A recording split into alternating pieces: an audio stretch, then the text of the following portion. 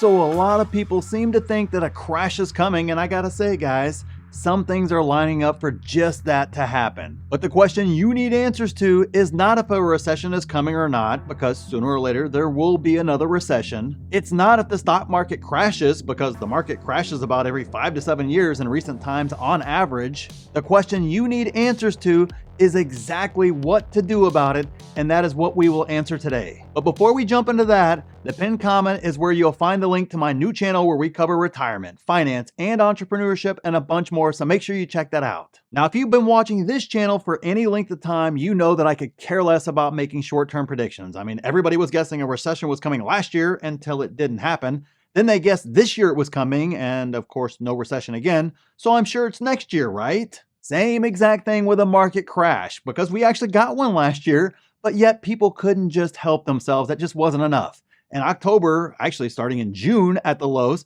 they said that was just the beginning of the crash. Then that kind of switched to October whenever it hit those October lows, saying that right there was just the beginning and it's going to get a lot worse. And of course, that didn't happen all the way through till the end of the year. So then it was the big crash was coming in 2023. And the exact opposite of a crash happened instead, and the market rallied big overall. Same thing happened in 2009 after that crash. The same thing happened in 2020 after the shutdown happened, and you saw that crash there. In those cases, you missed out on fortunes. Listen to those narratives. And even just last year, you missed out on another absolute fortune if you were worried about a recession or the crash getting worse, instead of buying Meta in the 80s, for example, or Google in the 80s, or Amazon in the 80s, Tesla at 100, Palantir in the 5s, Nvidia at 100, and we could go on and on and on about all the different stocks that were at ridiculous prices just last year. But if you bought, you got 60% to over 400% plus or more moves in incredible companies. I mean, like best of the best.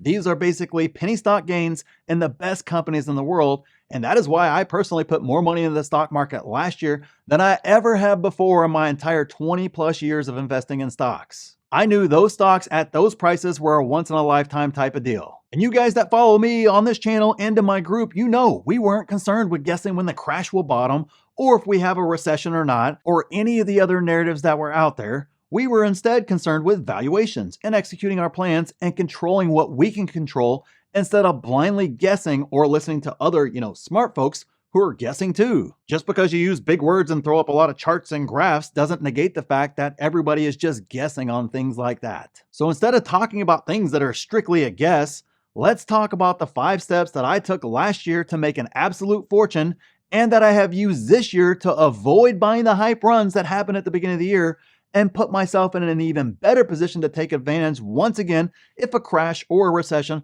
or whatever craziness happens in the market. Obviously, some of these we've talked about before on this channel, but there's a couple things that I don't think we've talked about at all, or if we have, it's been a long time or we've just barely touched on it. So it's critical that you stick around for all 5. So step number 1 is to do a valuation on every stock you want to own or that you do own. Guys, you have no idea if a stock is overvalued or undervalued unless you do a valuation on that stock and understand exactly what fair price is for that particular stock that you're looking at. It's just impossible. I would love to say that it's not. I'd love to give you some sort of a spreadsheet or something else for you to punch in there, but you can't do it that way. You've got to put in the work and know that valuation. If you haven't done a valuation on a stock, you can't know if a 50% drop in that stock is a massive opportunity or if it was just overvalued by that much and it's got another 50% more to drop before it actually hits fair value. You can't know that if you haven't done a valuation. And if you think that's impossible, I just point you to last year, my friend, where a lot of stocks were so overvalued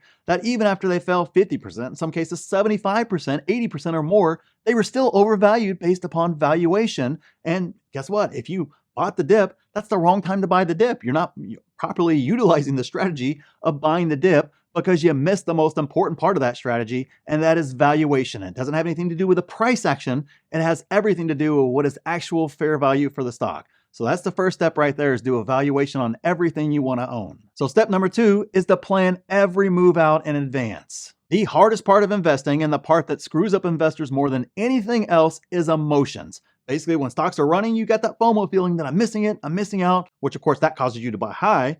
And then as soon as stocks start crashing, you immediately feel that fear. You feel that, oh my gosh, it's going, Tesla fell to, 150, then 120.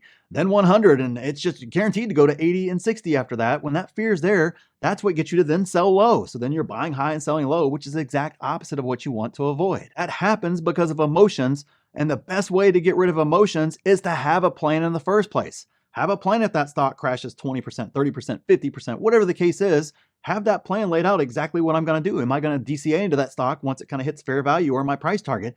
And I'm just going to DCA my way down. As long as Wall Street wants to be stupid, I'm going to continue to add it if it's a great stock. Hey, if it runs up, what exactly is my kind of cutoff point to where I kind of stop that DCA? Or if it's just a stock I want to DCA in for the next 10 years, great. Let me just set out, hey, I'm going to do it every Tuesday, of every payday, or every payday, I'm going to put X amount of dollars into, whatever stock you want to buy. Set up that DCA, plan it out, and then just execute to that plan. But you can't do any of that if you haven't planned out exactly what to do in the first place. So if the market crashes all of a sudden for whatever reason, it doesn't matter why, but if it crashes, you won't know what to do because you haven't planned it out ahead of time. And now you're in an emotional state because the market's crashing. Everybody on YouTube and on CNBC and everywhere else is saying, sell, sell, sell. This is going to get worse, worst thing ever. The Great Depression 2.0 is coming, or whatever the heck the narratives are, super bubble popping, whatever. Doesn't matter. The point being, now you're trying to make decisions and a plan in an environment where everything is hypersensitive. The stocks are moving down fast, and now you're in a tough spot. That is all completely eliminated with your plan, because when that thing happens, I know I'm just looking right there at my plan. Hey, all right, I want to buy this stock. I want to buy this stock at this price. I want to buy this stock at this price. And I'm simply executing to it. I don't have to guess. I don't have to fear. I don't have to try to time the bottom or figure out when, it's going to hit this line or that line or whatever. It doesn't matter at that stage.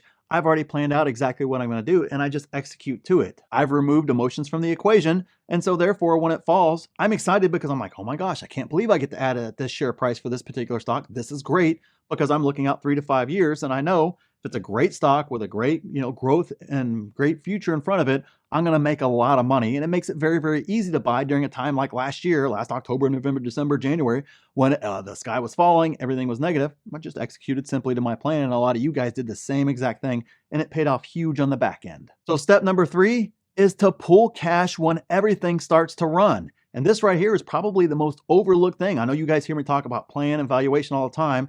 The other thing that I've been doing for pretty much this entire year, after the breakneck pace of last year of buy, buy, buy, I mean, literally, I forgot how many, there were hundreds of buy alerts that went off in my group last year, just for myself personally, not including all the other group members. There's thousands at that stage if we want to count everybody that's in there. Basically, after January, almost completely dried up because the run was so huge. The runs were so huge in so many of the stocks that I had been buying the entire time.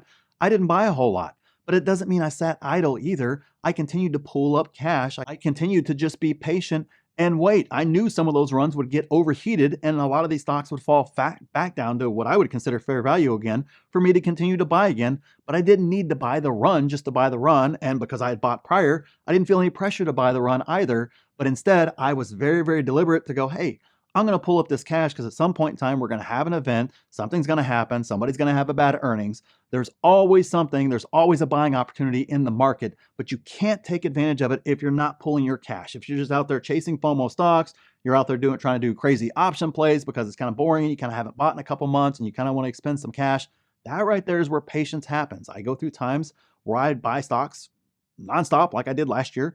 And other times where, I may make, a handful of buys in an entire year because the market was just red hot and there just wasn't a lot of buys to be had. Now, the good news is the market seems to always give you a deal somewhere, especially if you have a more diversified portfolio. If growth stocks are red hot, it usually means that, more value type plays are going to get beaten down. So you kind of have opportunity there. You just got to be patient waiting on each one in the meantime. And that's kind of where we're at right now. But when big runs happen, I don't chase it. I just start pulling up my cash, waiting for the next opportunity. And going right along with step number 3 is step number 4, work on your money loops all the time. It's really hard to pull cash if you're not working on your money loops, taking care of your money, getting your expenses down, all those sort of things like that. Also, getting that side hustle, creating, getting into real estate, doing all the other things that we talk about in the courses in my group and that you guys hear here on YouTube. Obviously, you can just Google it and find all kinds of different ways to increase your money loops to get that coming in. So that way you're able to take advantage of a time like last year, or like this year where there aren't a lot of buying opportunities. You can increase that cash pool even more to where it's even larger the next time we go through another cycle. You don't want to wait until we're in a crash type scenario to start working on your cash position and start working on your money loops and other things like that. Trying to time out when to do those sort of things is just kind of like timing the market. It's not a question of trying to time anything. It's just a question of doing it and putting in the work. The best time to start obviously was yesterday, but if you didn't start yesterday, the best time to start is today, because there will always be craziness in the market. Think about next year, end of 2024, there's going to be all kinds of craziness in the stock market. It's almost guaranteed.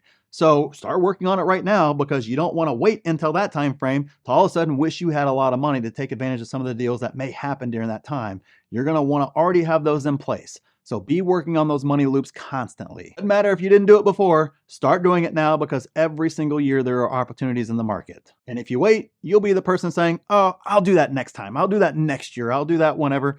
And you'll end up eventually never doing it. And step number 5 is the pounce when the fear is high. Basically, take everything we just talked about, put it all together, and you have the exact blueprint, the exact formula to be able to just absolutely pounce and be able to take advantage whenever a crash type scenario or any sort of a major dip happens in the market. You are ready to go. The hardest part is the fear is going to be high, and that right there is whenever I know I need to pounce the hardest, is whenever that fear is high. Having a plan, doing a valuation, pulling up your cash, continuing to work on your money so that way you have even more cash pulled up, sets you up perfectly to be able to absolutely pounce on anything that the market gives. And if you don't know how to do a valuation, create a plan, you want to see my buy and sell alerts in real time, you want to see my watch list complete with price targets, you want to learn from us exactly how to do that through courses, through live Q&As, through all kinds of other events that we have coming for our group, and using our stock analyzer tool completely free as well, that a lot of other folks charge you a lot of money for. You use ours for free. Make sure you check out the pinned comment down there and see if a membership's right for you, because we can absolutely help you out with all of that. And click this video here if you want to see exactly what I'm buying in this market, and click here to see my exact plan for this market. So thanks for watching, and we'll see you in the next one.